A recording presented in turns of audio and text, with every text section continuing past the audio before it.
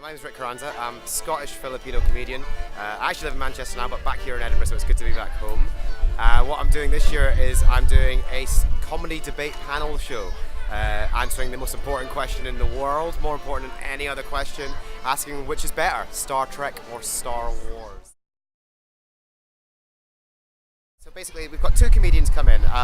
We've had some amazing comedians so far, John Robertson, Ria Lina. We've got some really great ones coming up. And what they do is they come in, they do maybe 4 or 5 minutes to stand up at the top where they state their case, why they love their show, their franchise so much, and then it's 5 rounds of questions. And the questions range from like who would win in a fight, to which one is better, to a scenario and stuff like that. And even the audience get an opportunity to ask their own question, so it tests the improv skills of the comedians. But it's a mixture of sort of material that they've pre-prepared and off-the-cuff stuff as well, so it's really, yeah. Geek culture is like such a big thing right now. It's everywhere, it's football, it's in movies, it's in TV shows, it's clothes that you wear, everything like that.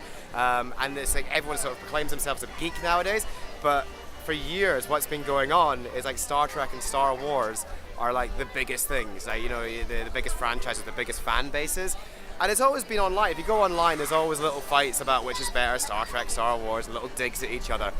And I thought, what could be more fun than just to get angry nerds into a room together to argue about it? But then I thought, actually, no, let's have a bit of fun with it, So I've set up, it's sort of a debate show, so it's a debate way to do it. So you've got like people come in, they do an opening argument, and then there's 5 rounds of questioning, it gets ever more ridiculous as it goes on, and the audience votes at the end of everyone, and it's been really lots of fun, really lighthearted. So that's, yeah. Well, that's the thing. It's a little bit different. It is a bit different. Obviously, you're going to go to a stand-up show. You're going to see one person talking for an hour. Nothing wrong with that. I've seen some great stand-up, obviously.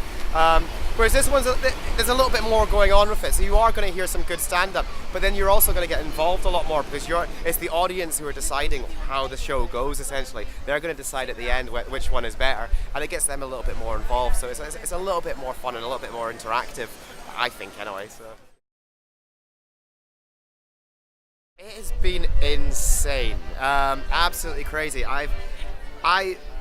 Compared to previous years, I've had really, really great numbers every night. There's not been any sort of lull or dip.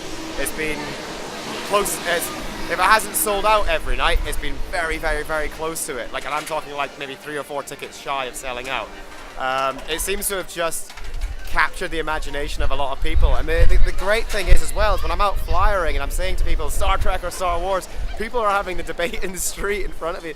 I've seen like couples come up and like I've said Star Trek or Star Wars, and the guy will take it and they go Star Wars, and the girl turns around and says Star Trek, and it's like well, come down to the show and get your say. So the response has been phenomenal. Really, really enjoyed it.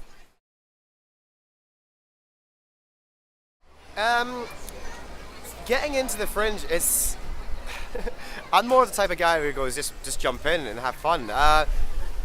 When you start out, especially if you're sort of a new comedian or a new performer or something like that, what's usually a good idea, I think it's usually a good idea, is maybe get yourself involved in like a compilation show or something like that and just get a taster for what's going on.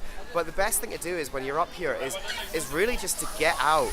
Don't just do your show and then do nothing else. Go watch as many shows as you can, whether they're free or paid for. But then also when there's a comedian going around. I've seen him everywhere. He's a friend of mine, Ben Clover, and he's literally going around every spot he can, every show he can, just asking if he can get 5 minutes, getting 5 minutes. And that's a great way of sort of building up your reputation at the Fringe, but building up your experience. You can get 6 months experience in the space of 3 weeks. Where's better to be if you want to be a performer? So yeah.